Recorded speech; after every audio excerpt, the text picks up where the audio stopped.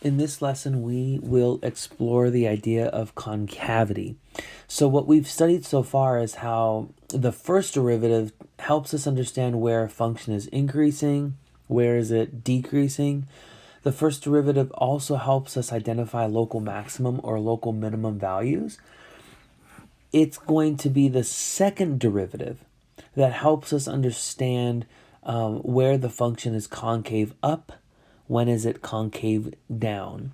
The second derivative will also help us identify any inflection points, which is when a function changes concavity. So let's first explore the idea of concavity.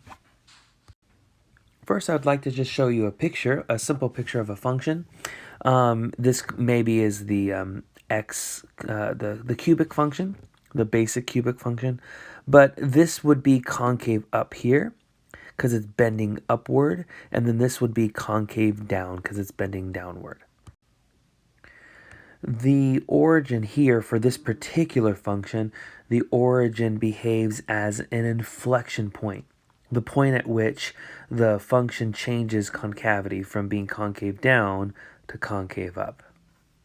So this would be an inflection point, or a point of inflection.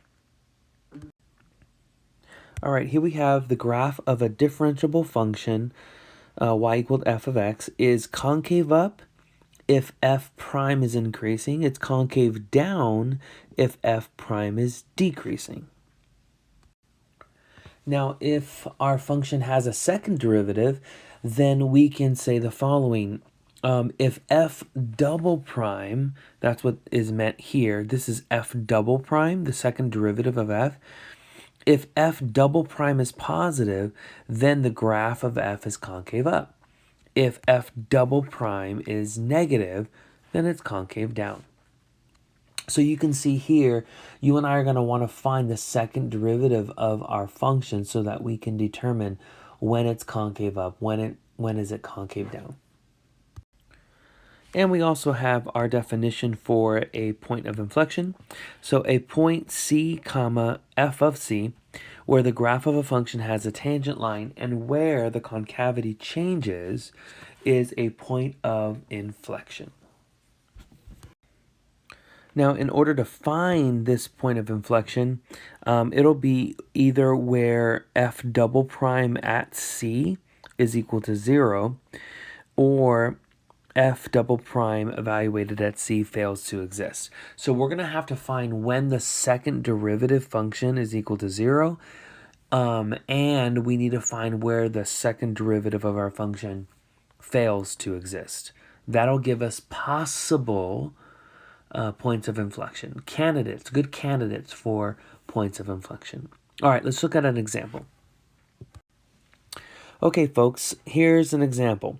Determine the concavity and find the inflection points of the following function. Now, this is a cubic polynomial function. Let's first find f prime. So f prime of x will be equal to, remember this is just the power rule, so this is 3x squared minus 6x. Let's find f double prime. So f double prime is 6x minus 6.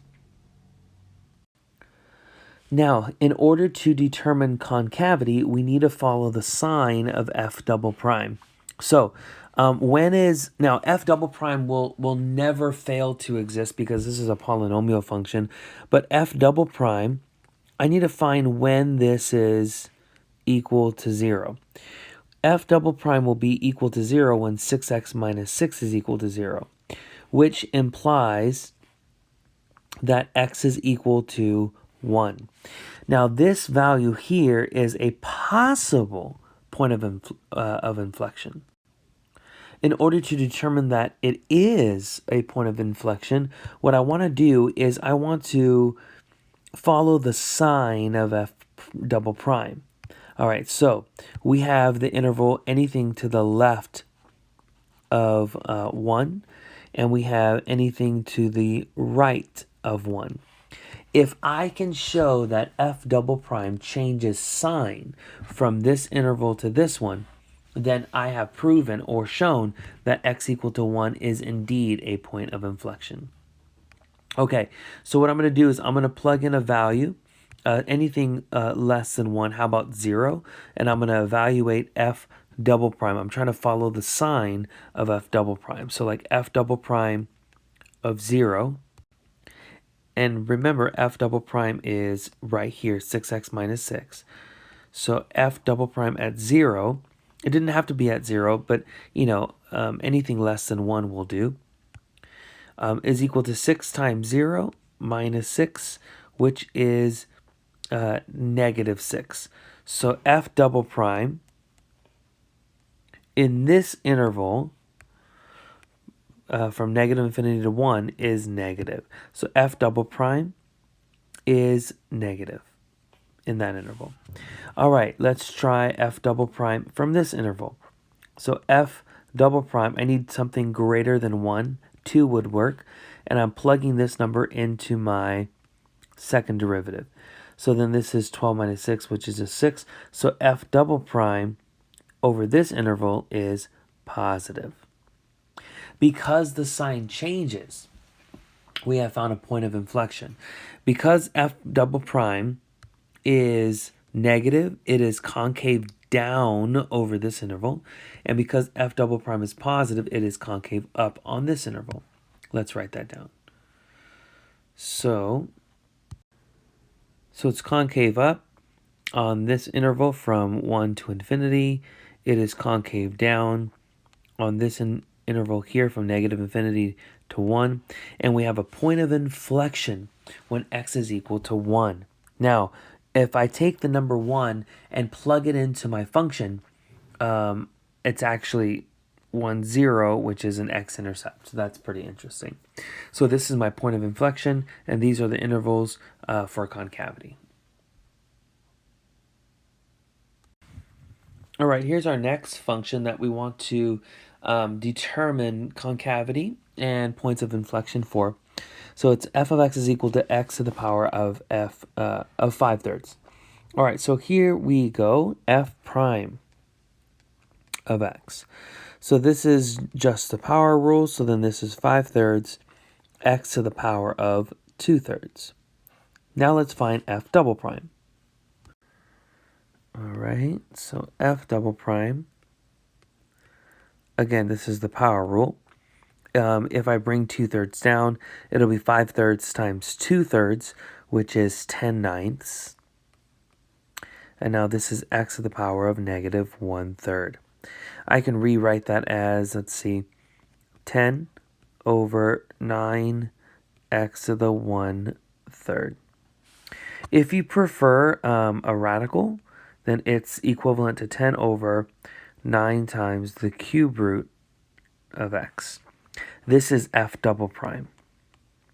Okay, so notice that this second derivative function fails to exist when x is equal to 0. So then what we have is x equal to 0 as a possible point of inflection. So then what we want to do is follow the sign of f double prime. So here we go. So we have two different intervals, right? We have something less than 0, and we have the interval that is greater than 0. And all I'm doing is tracking the sign of f double prime. So when I plug in something negative, right, this whole ratio is negative. When I plug something in positive, then this is positive. So then on this interval here, f double prime is positive. Negative. And when I plug in something positive, f double prime is positive. So then, therefore, notice the change in sign. And so we're going to say that on this interval, the function is concave down. On this interval, it is concave up. So here's our conclusion. It's concave up on this interval, concave down on this interval, and then a point of inflection at the origin. Remember it's x equal to 0. If you plug in x equal to 0 into the original function, you have 0 raised to the power of 5/3, which is 0. So the origin is a point of inflection for our graph, for our function. How about doing this kind of work for this polynomial function, which is x to the power of 4. Let me rewrite that x so that it looks like an x. There, much better. All right, here we go, folks. F prime. F prime of x is equal to 4x cubed. And the second derivative is equal to 12x squared. Now this second derivative function will never fail to exist because it's polynomial, but we do want to know when is it equal to 0. So f double prime of x, this second derivative function, is equal to 0 when 12x squared is equal to 0. That implies when x is equal to 0. So 0 is a possible point of inflection. All right, so we have the negative interval here, and then we have the positive interval here. All right, so we're plugging values into the second derivative, which is 12x squared. When I plug something in negative, once I square it, it becomes positive. And then when I multiply it by 12, multiply it by 12, then I still have something positive. So on this interval, f double prime is positive. Same is the case for plugging in a positive value, even more so. So f double prime is positive again here. So then what's our conclusion? Our conclusion that it's concave up here and it's also concave up here. There's no sign change. There's no sign change. So you have something positive, you have something positive. So therefore, this function is always concave up, and there are no points of inflection. All right, very good. This is the second derivative test for local extrema. So we can use the second derivative to also find local extrema, and this is how. If f prime of c is equal to 0, meaning that c is a critical point for our function, okay? So if c is a critical point for our function, and if f double prime evaluated at that critical point c is negative, then the function has a local maximum, okay? If f, actually, let me draw you a picture just because I know a lot of us are visual learners. If f double prime is negative, that means you're concave down. That means you're like this, right? And so therefore, because that's the shape of the graph, then this would be C, and you have a local maximum, which is what this is saying. Now, if f prime evaluated at C is equal to 0, meaning C is a critical point of your function, and f double prime evaluated at that critical point gives you something positive, well, now you're no longer concave down, but you're concave up like this, right? If f double prime is positive. And so that C value is now a local minimum. Now, if f double prime evaluated at that critical point is 0, the test fails and it's inconclusive. All right, folks, what we're going to start doing now is graphing some functions, okay? So what we're given here is a polynomial function of degree 4, so it's a quartic polynomial function. And we want to identify where the extrema are. So the first thing we're going to do is we are going to use f prime, okay, the first derivative. The first derivative is 4x cubed minus 12x squared. Now, what I want to do is find the critical points for f prime, for this function. So the critical points will occur whenever f prime is equal to 0 and whenever it fails to exist. Because this is a polynomial function, f prime will never fail to exist. So the only critical points will occur when this derivative function is equal to 0. So f prime equal to 0 would imply that 4x cubed minus 12x squared is equal to 0. This is me finding critical points, folks. Okay. All right, so then that would mean, let's factor out a 4x squared, leaving you with x minus 3. So you should see that when x is 0 or when x is equal to 3, that's when the derivative function is equal to 0. These are my critical points. Now what this does is it really partitions your domain into intervals. So we have anything to less than 0. We have anything between 0 and 3. And we also have from 3 to infinity. Now, all I'm going to do, folks, is track the sign of f prime. Is f prime still on the board? Oh, yeah, it's right here. 4x cubed minus 12x squared. Now, notice what I would rather do is have the factored form of f prime, which is actually right here. This is the factored form of f prime. So what I'm going to do is I'm going to choose a value from each of these intervals and just determine what the sign of f prime is. All right, so when I choose something negative, this first factor is always positive because this is x squared. And when I choose something negative, this factor here is negative. So you have something positive times something negative, right? So then on this interval here, f prime is negative, which means on this interval, the function is decreasing. Now, when I plug something in between 0 and 3, let's like the number 1, for example, again, this first factor is positive. It will always be positive. And when you plug in something less than 3, like the number 1 or something like that, this factor is negative. So then you have something positive followed by a negative factor. So it is still decreasing.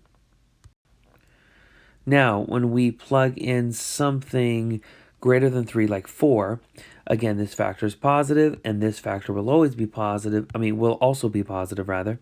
So you have a positive times a positive, which is positive. So on this interval, we are increasing. Now, let's see. Because we are changing sign, we're going from decreasing to increasing. Again, let me show you a picture to make sure that we're all on the same page. If you are decreasing, if a function is decreasing, something like this, for example, and then you change to increasing like this, that means you just found a local minimum. So that means from this interval here, 0, 3 to 3 infinity, from this interval to this one, f prime is changing sign. So that means 3 is a local minimum. Now I know the local minimum is located when x is 3. If you plug 3 into your original function, into the function f, you'll get negative 17 out. So this point here is our local minimum. All right, we know when the function's increasing. We know when it's decreasing. Let's find f double prime, okay, so that we know when it's concave up and when it's concave down. And also when we know, we'll find out any inflection points. All right, f double prime. Let's go for it. So f prime is here. Okay, folks. Let me clear the board a little bit. All right, now f double prime will help us with concavity, and it is 12x squared minus 24x. So this will never fail to exist, but f double prime whenever it's equal to 0, those are possible inflection points. So 12x squared minus 24x is being set equal to 0, and I will solve. I will factor out a 12x, leaving me with leaving me with x minus 2. So x equal to 0 and x equal to 2 are possible inflection points. So what I'll do now is I will track the sign of f double prime over the following intervals. To the left of 0, between 0 and 2, and anything greater than 2. All right, very good. Where's f double prime? Actually, I want to use this factored form of f double prime because I just want to track the sign. Okay, folks, here we go. When I plug something in negative, this first factor is negative. This first factor is negative as well. So then we have something negative times another negative factor. So then on this interval, because f double prime is positive, I know we're concave up. Let's plug in the number 1, positive 1. This first factor will be positive. The second factor will be negative. So we have something positive and then a negative factor. So then this is negative. That means we are concave down on this interval. Notice the change in concavity. Now let's plug in something like 3. This first factor is positive. Second factor is positive. So we have a positive factor followed by a positive factor. Again, change in concavity. All right, we're concave up and concave down on these particular intervals. And because of the change in concavity from this interval to this one, we know that x equal to 0 is an inflection point. So when I take that coordinate 0 and plug it into my function, I get the y-intercept, which is 10. That's my point of inflection or inflection point. Again, we're going from concave down to concave up. So we have another point of inflection at 2, negative 6. Okay, I got negative 6 by just plugging 2 into our original function. All right, awesome. Here's a rough sketch of what you and I found. We found a change in concavity. See, it's concave up here, and then it changes to concave down. Again, it's concave down, and then it changes to concave up right here at this inflection point. Here's the local extrema that we found. It's a local minimum. Very good. All right, we have a brand new function here. We want to sketch the graph of this function. So let's first find f prime, and we'll use the quotient rule to do that. So here we go. So f prime of x is equal to the denominator times the derivative of the numerator. All right. Minus the numerator times the derivative of the denominator. Then all of that over the denominator squared. All right, let's just simplify this. So then this is 1 plus x squared times 2x plus 2 minus x squared plus 2x plus 1 times 2x, and then all of that over 1 plus x squared squared. Let's continue simplifying. I'm going to go ahead and distribute right here. I will distribute here as well, but I'm going to distribute the 2x and the negative at the same time. Okay, we'll basically distribute negative 2x. So then this is 2x plus, let's see, 2 plus 2x cubed plus 2x squared minus 2x cubed minus 4x squared minus 2x.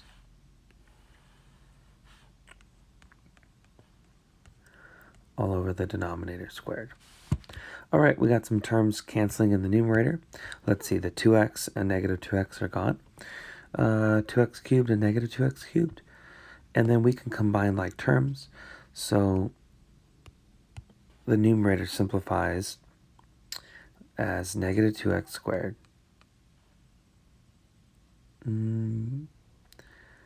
Let's see, plus 2 all over 1 plus x squared.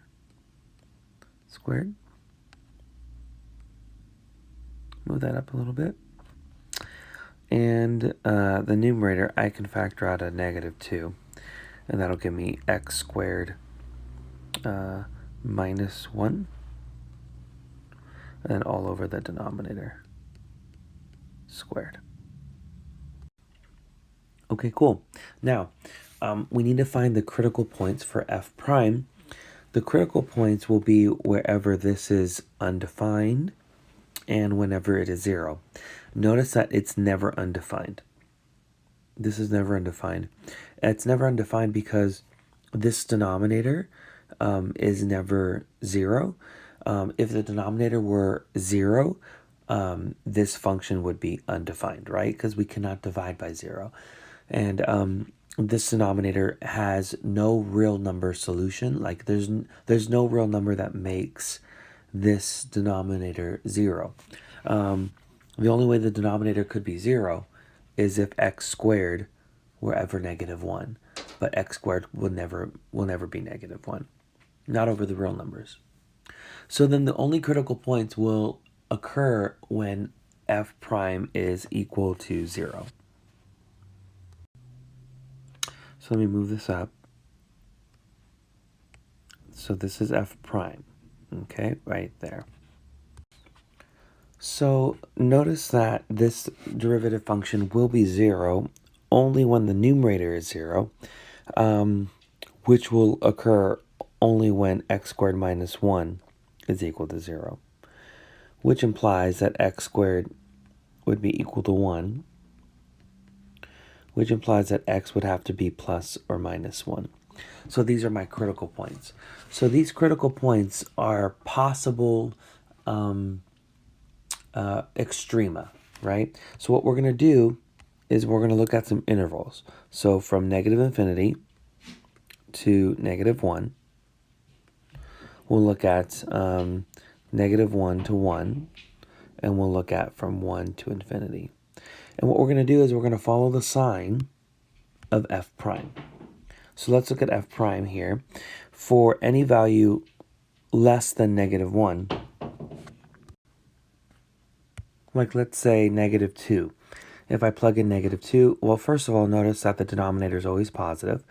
And so if I plugged in negative 2, this factor here would be positive, but multiplied by a negative. So over this interval, f prime is negative. Okay, let's consider 0. If I plug in 0, this factor is negative. Multiplied by a negative, that would be a positive. So over this interval, f prime is positive. Finally, if I plug in anything from here, like let's say positive 2, once again, this factor is positive, but then multiplied by a negative, f prime is negative. So we know the function is decreasing over this interval, increasing over this interval, and then decreasing over this interval. In addition, notice that f prime changes sign from this interval to this interval. That's going to be a local extrema, and also from this interval to this interval.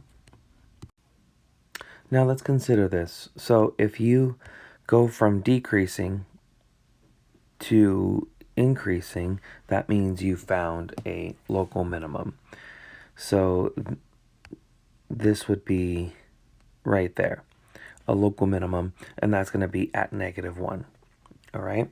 And then if you go from, let's go from increasing to decreasing, that means you found a local maximum. That's going to be at 1. Okay, so let me actually move this up a little bit. So this is what the first derivative has given us. I got this coordinate 0 here by just plugging -1 into my original function. And I got 2 here, the coordinate that corresponds to 1, by just plugging 1 into my original function. Okay, it's now time to find f double prime so we can determine concavity and any inflection points. Okay, I'm going to go back to f prime here. I'm actually going to go back to this form of f prime before I factor the numerator. So let me actually get rid of this if I can. Okay, cool. So f double prime, here we go. So this is going to be the quotient rule again. So it'll be the numerator, it'll be the denominator times the derivative of the numerator minus the numerator times the derivative of the denominator.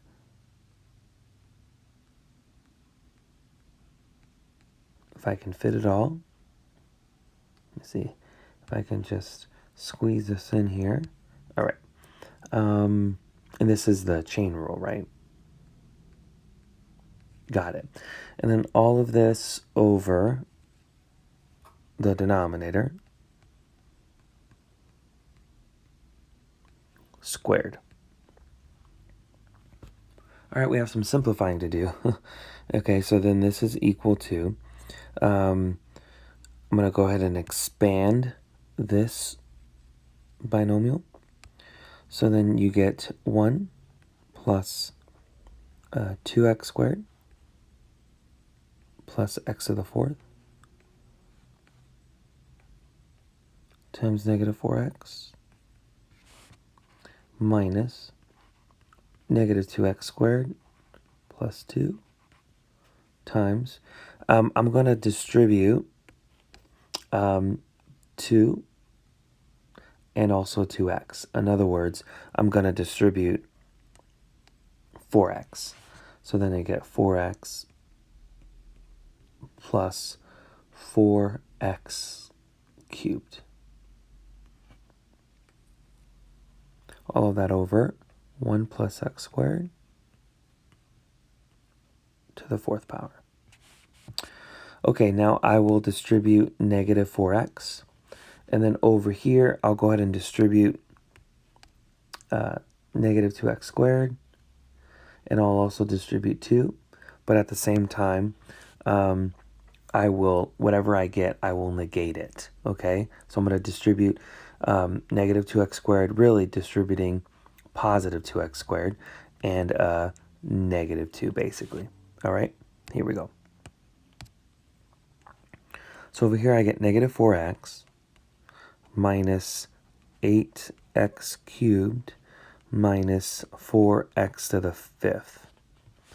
And then over here I get positive 8x cubed. I get positive 8x to the 5th. I get minus 8x. And I get minus 8x cubed. All right, hopefully I did all that right. And then all of this, of course, is over 1 plus x squared to the 4th power. Okay, in the numerator, let's see. 8x cubed and negative 8x cubed and positive 8x cubed cancel. What else? All right, let me move this up a little bit. There. All right. In the numerator, I'm going to end up having, let's stay yellow here. So in the numerator, I'm going to end up having 4x to the 5th power. I will have minus 8x cubed. And then I will have minus 12x.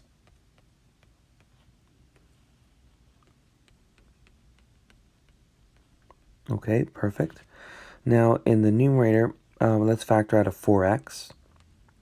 That'll leave you with x to the fourth minus 2x squared minus 3. And I think that factors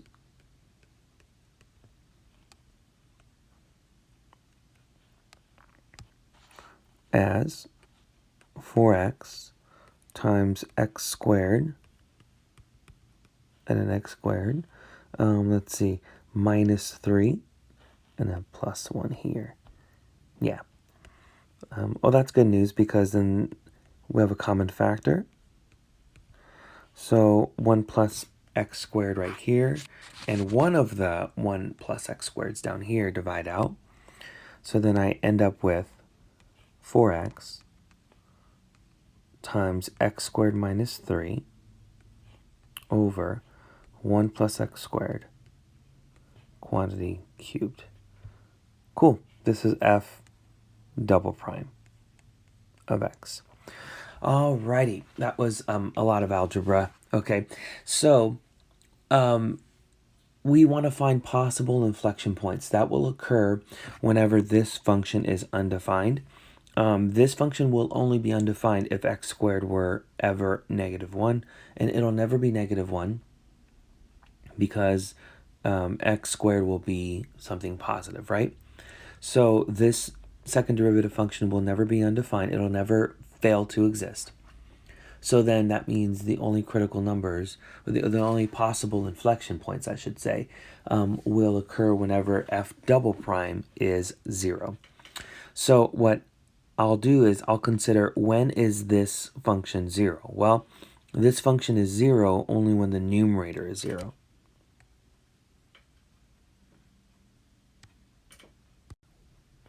So then f double prime will be 0 only when the numerator is 0.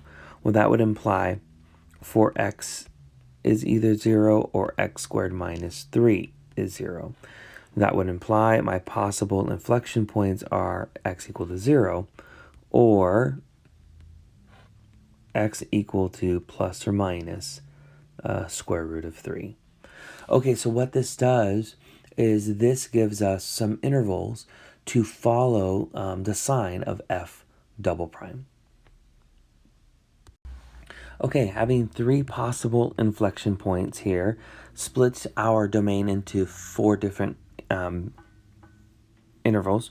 So we have something less than -√3, something in between -√3 and 0, something between 0 and +√3, and then anything greater than √3. Again, I'm plugging some test points from each of these intervals into f double prime here. All right, notice that the denominator will always be positive. The denominator will always be positive because x squared will always be positive. This factor here will always be positive. And then when we cube something positive, we have something positive, right? So the denominator, that's helpful to know that the denominator will always be positive. All right, let's plug something in negative, something less than -√3, maybe something like -2. When I plug in -2, this factor is negative, and this factor will be positive. So you have a negative factor times a positive factor. So that's negative. So then f double prime here is negative. That means you're concave down over that interval. If I plug in something like -1 from this interval, again, this is a negative factor. -1 squared would be +1. 1 minus 3 is -2. So you have something negative times something negative. So that means f double prime will be positive. That means it'll be concave up. Please notice that you just changed concavity. Let's plug in maybe +1. So when you plug in +1, this first factor here is positive, and this factor here is negative. So f double prime is negative. you've changed concavity again. So this is concave down. All right, so let's plug in maybe positive 2. If you plug in positive 2, this first factor is positive. That second factor is positive. And so then F double prime is positive. Once again, you've changed concavity, and this is concave up. All right, so let's we know that when you change concavity, you have an inflection point. So let's summarize what the second derivative has given us. Let me move this up here. How about like right there? All right. All right, so we are concave down over this interval, concave up over this interval, concave down, and then concave up. We have 3 inflection points when x is negative root 3, when x is 0, and when x is positive root 3. We have changed concavity at each one of those points. I'm not finding the actual points because it's going to be a lot more algebra when I plug in negative root 3 into my original function. I will find this point here. I can easily plug in 0 into my function. That won't be hard at all. I think when you plug in 0 into our original function, you get 1. That would be a y-intercept. But again, positive root 3, I'll just mention that when x is positive root 3, we have a point of inflection. All right, before we sketch the graph, let's find some more things. So let's remind ourselves what the original function looks like and find some more information. Okay, so this is our original function. Because it's a rational function, I want to consider whether this function has any vertical asymptotes. And so the vertical asymptotes for our function will be whenever the denominator is 0. But notice that the denominator is never 0, so we don't have any vertical asymptotes. Okay, let's see. What about end behavior asymptotes? We have 2 options for an end behavior asymptote. Either it's an oblique or a slant asymptote, or it's a horizontal asymptote. All we need to do is look at the degree of the numerator, which is 2, and compare it to the degree of the denominator, which is 2. Because the degree of the numerator is equal to the degree of the denominator, we know the end behavior asymptote is horizontal. It's a horizontal asymptote which is equal to the ratio of the leading coefficients of the numerator and the denominator. Okay, so that means that our end behavior asymptote is horizontal, and it is y equal to 1. The leading coefficient of the denominator is 1. The leading coefficient of the numerator is also 1. Okay, the next thing I would like to determine is any any intercepts. So the x-intercept will be whenever the function is equal to 0. Now the function will be 0 when the numerator is 0. And notice that the numerator is 0 when x is negative 1. All right, cool. And then finally, a y-intercept. Our y-intercept will be whenever we evaluate our function at 0. In other words, let x be 0. If you let x be 0, you get 1 over 1, which is, of course, 1. So if you plug 0 in for x, you get 1, so the y-intercept is 0, 1. All right, I think we can take everything we have now. We know when the function's increasing, when it's decreasing. We know our local extrema, or at least where they're located. We know when it's concave up, when it's concave down. We have the inflection points. We have our end behavior asymptote and our intercepts. So now let's finally sketch the graph of our function. All right, so I have my end behavior asymptote plotted here and my intercept shown as well. So notice that the graph is actually crossing through your horizontal asymptote. All right, so we know we know that the graphs of functions get infinitely close to asymptotes. So we were concave down here, like that, and then we have concave up, like this, and we actually have a minimum value at -1, which is also your x-intercept, and we have a maximum value at 1, comma 2. So I'm actually going to plot that there. So there's our maximum there. And then we'll change concavity and become concave up. Put some arrowheads there. So what I've done for us is I've identified our points of inflection. So when x is negative root 3, at this point here, we go from concave down to concave up. Also here at positive root 3, we go from concave down to concave up. So actually, let me move this over. This here is our point of inflection. Also, this is our local maximum. This is the point 1, 2. And this is the local minimum, which is also our x-intercept, negative 1, 0. Very, very, very good.